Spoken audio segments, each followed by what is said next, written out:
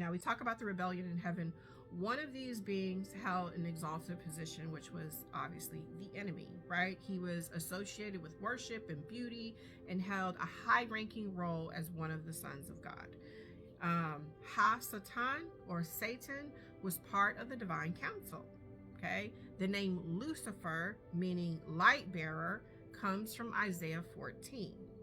Isaiah 14 uses language that typology describes a supernatural rebellion. Okay, it describes the rebellion that happened in heaven, which I have already talked about. God made this being especially beautiful and capable. He was the anointed garden cherub, ordained by God. He walked amongst the fiery stones, which is a picture of divine brilliance and glory. Okay, the free will is what made that rebellion possible. Without choice, there's no disobedience. Okay, but without choice, there's also no obedience. Okay, you can't be obedient if you don't have a choice to be obedient or disobedient. Satan rebelled within the divine council. He was in the divine council, he rebelled, and he said, nope, I'm going to be like God. He desired to exalt himself above God. Not only he want to be like God, he want to be better than God. Like as if that's even possible. It's like in the Old Testament, he still had to go before God before you do anything. Before you get permission to touch any of God's people, he had to go before God during these divine council meetings. Okay, he still had to go to God before he touched anyone who belonged to God. Now, if you didn't belong to God, he could do whatever he wanted to do.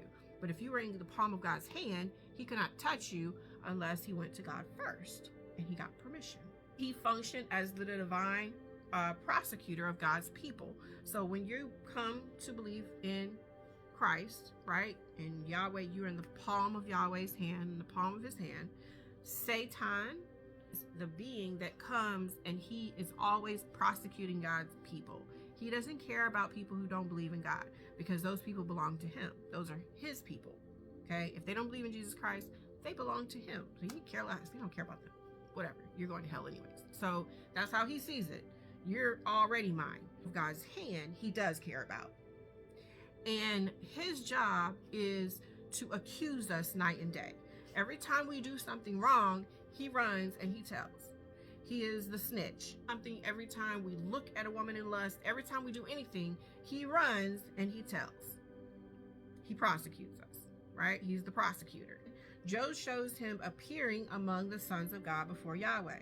Just as humanity brought rebellion into the garden, right, when the fig was eaten, Satan brought rebellion into heaven. Through this rebellion, death entered the created order. Okay, he rebelled in heaven and all that mess took place. And then on earth, there was rebellion and mess took place here. So like everything that was created, death entered the order of it. Man was created, he was created in the presence of the divine council. Job tells us the sons of God shouted for joy when creation took place. Because in Job, we read that when God was creating the earth, when he was making the trees and the dolphins and the flowers, and then he came to making man, that they were rejoicing when this was happening. God was bringing heavenly order to earth. Okay? Humanity was meant to be God's family on earth, just as the sons of God were his family in heaven. Angels were meant to minister between heaven and earth. And this design would be restored during the millennial kingdom. Humanity was created to represent God on earth, his love, his creativity, and desire for relationship. This is why we were created. We were created to live in peace on earth, communicate with heaven. It was all meant to be one system. The system was broken down. The system was broken down by the enemy, but the system was further broken down by this divine council. Sin spread faster through these angelic beings who defied God than it ever did through Eve eating the fig. That just brought the knowledge of good and evil into the world, that you now can see things the way God sees them. Also taught men how to do pagan rituals, how to mix herbs and all this stuff and do all these things, right? To contact the spirit realm. They taught them how to do all of that. That's not something that we just knew how to do. They taught that to us. So then you have them trying to, do voodoo and all this stuff. All this stuff was taught to mankind by these angels, by these sons of God. This is whenever we were created, when the earth was created. If you know, or who stretched the line upon what were its foundations sunk, or who laid its cornerstone, talking about when God was creating the earth.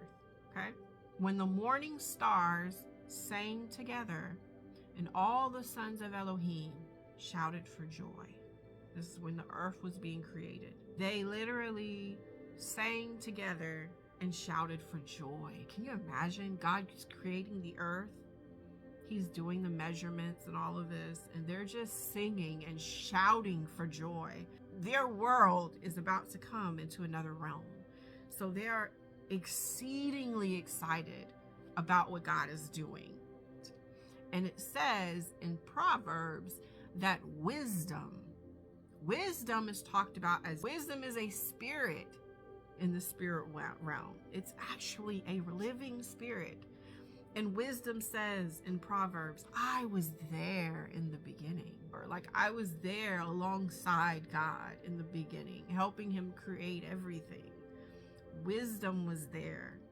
And that now she cries in the streets for people to hear her, to have her, right? To have wisdom. That she is finer than all silver and all gold. You say, well, what's the purpose of us being here? That is the purpose. The purpose is that heaven and earth would be one. Okay, that we will cultivate the land and live in harmony and in peace with God and with creation.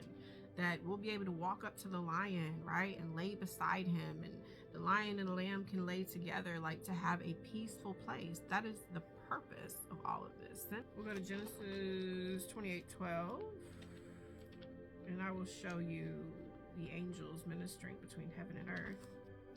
And he dreamed and saw a ladder set on the earth, and its top reached to the heavens, and saw messengers of Elohim going up and coming down on it. So this is Jacob's ladder, and he's seeing the angels going up and down the ladder as they minister to earth, right, from heaven to earth. Hebrews 1:14 reads, are they not all serving spirits sent out to attend those who are about to inherit deliverance? And they're sent out to tend to us because we're about to inherit deliverance. And then and if we read in Revelations 28:4-6, we can see that the design is restored in the millennial kingdom. When the peace is back on the earth, when the lion can lay with the lamb, when everything is back in order the way that it should be. The divine council, he then assigns these sons of God over these nations. Okay, they all have a responsibility over each of the nations that he spreads out. This moment changed everything. Some of these beings taught, like I said earlier, they taught humanity like all of this forbidden knowledge. Like I said, warfare, weaponry, occult practices, astrology, meteorology. And then this tradition comes from the book of Enoch and is referenced indirectly in Jude and Peter. So Jude and Peter both reference Enoch. So we believe Enoch to be a pretty, believable book. And so the book of Enoch really goes into detail about behind the veil, what happened with this whole story with these angelic beings. But humanity was never meant to possess this type of knowledge. We were never meant to know any of this. So we have three things. We have Adam and Eve eating the fig. We have the sons of God who defied God and taught mankind all of the secrets of heaven, and then had babies, creating the Nephalim. But there's a third one that brought about sin as well, and that was the event that took place at Babel. was the third blow to creation. It's really the other Elohim, or the sons of God, who were over these nations. They are the ones that really did bring a lot of the sin into the world. Now, Babel in the Old Testament, at that time, humanity had not yet created a covenant relationship with God. So there was like no covenant with God. There was no laws.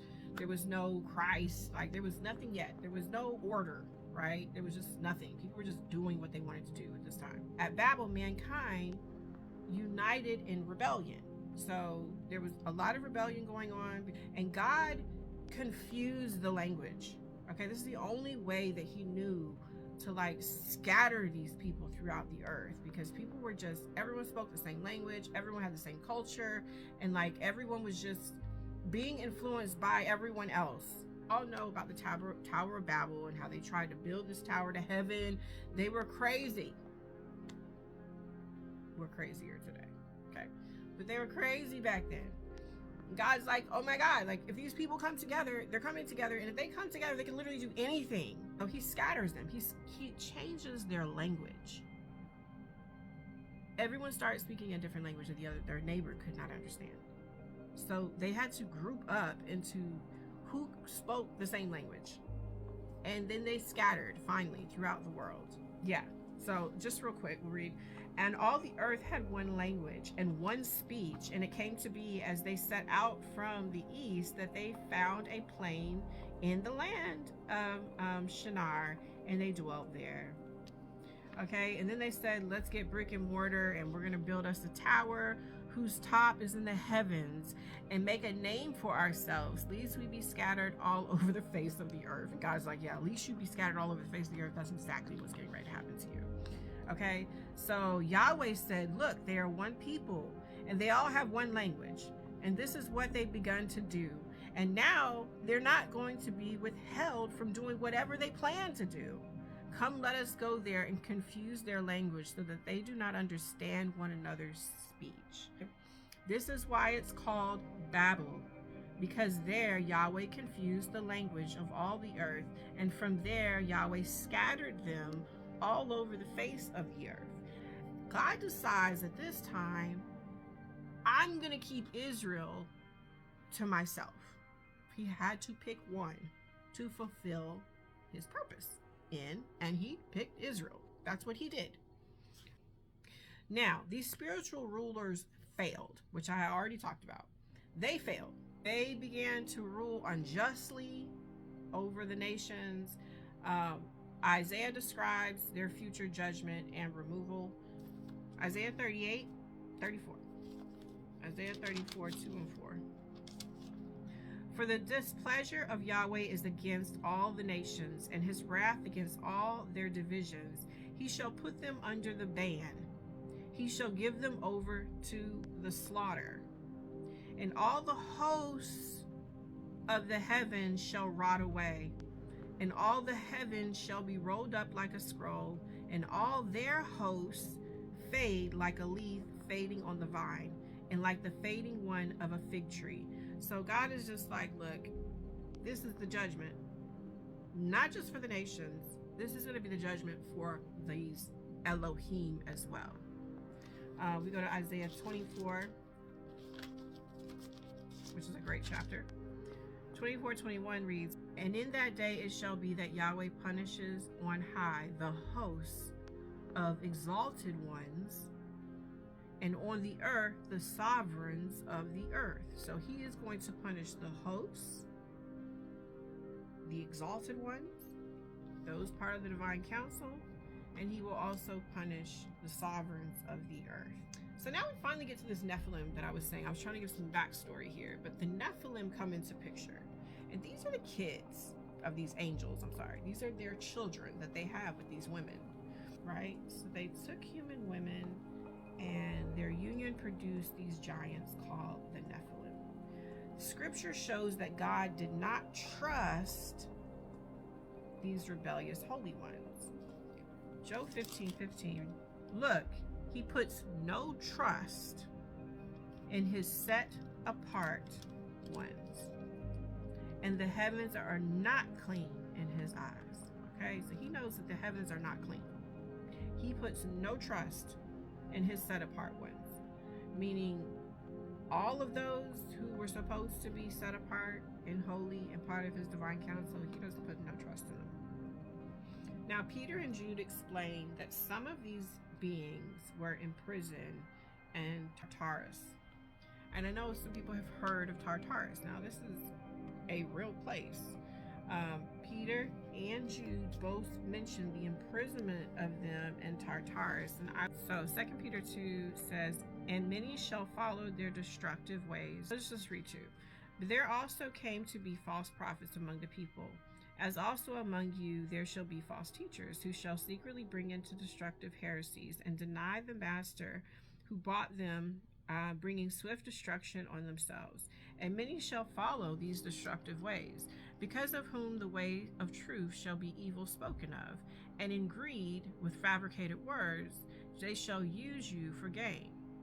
From of old their judgment does not linger, and their destruction does not slumber. For if Elohim did not spare the messengers who sinned, but sent them to Tartarus, and delivered them into chains of darkness to be kept for judgment.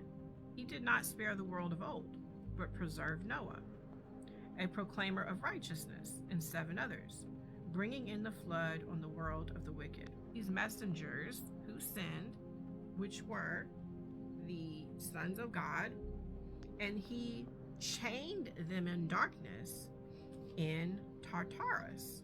Now, Tartarus is also called Sheol. You may hear Sheol. That's also another name for it. 1, 5, and 6. But I intend to remind you, though you once knew this, that Yahweh, having saved a people out of the land of Mitzrayim, or Egypt, afterward destroyed those who did not believe.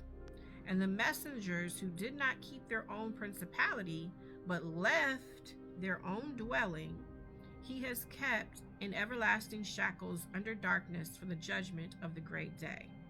We see there that these angels are bound until, right, the great day.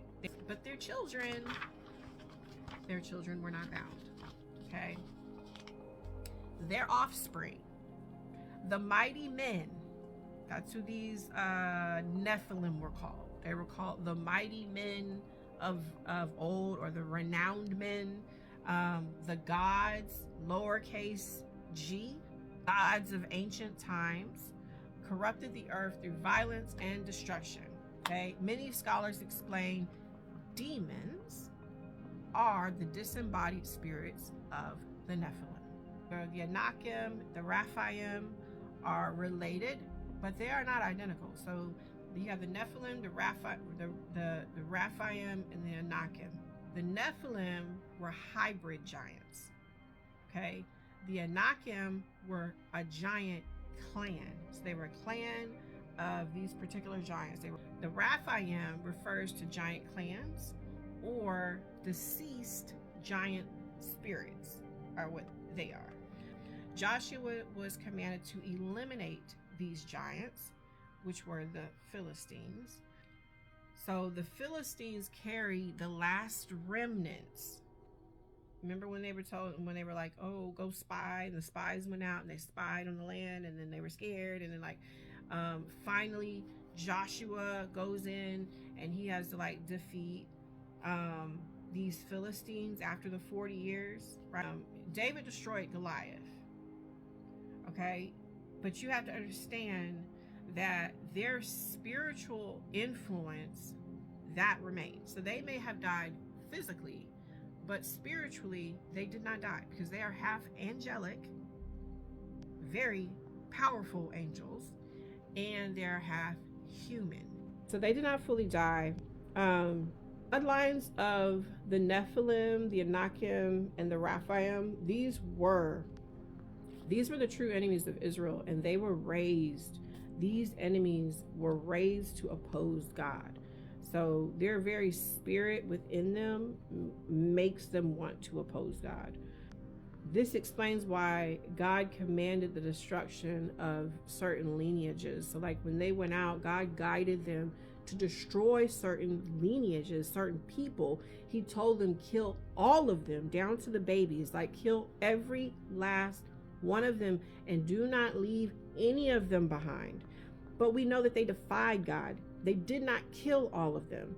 I don't think they really understood what was happening, but God was telling them, you cannot leave any of these left on the earth, because there are still remnants, these Nephalim, that are on the earth, and they are born to defy me. They're literally born on earth to defy me. And so you have like this lineage that kept going even after the flood, had this Nephilim blood in them. And as they're having children, they're producing kids who have this Nephilim blood. Okay, they may not be giants, but they're carrying the DNA of these Nephilim. And now you have these clans who have the Nephilim bloodline in them. And God is telling them, kill this one, kill this one, kill this one, kill this one. And in the beginning, they were doing it. They were killing everyone. And people are like, I don't understand why they would kill the babies. That doesn't make any sense. God was just killing people. He wasn't just killing people. He was killing people who were associated in any way in their bloodline with this Nephilim spirit, this Nephilim bloodline, the Anakim or the Raphaim. There was so many different giant clans. It wasn't necessarily the fact that they were giants. It was the fact that their bloodline had this evil, demonic, angelic bloodline in it, who want and desire to defy God. And so God is saying, kill all of them, because if you don't kill all of them, they're going to keep reproducing, and we're going to keep having people in the world who want to defy me. Old Testament, when they were defying God and not getting rid of all of these people, and they were marrying them, or they were having babies with them, they were making it worse. So spiritual powers still influence nations, okay? Each of them ruling under a different prince. Demonic forces that are over the nations, even today,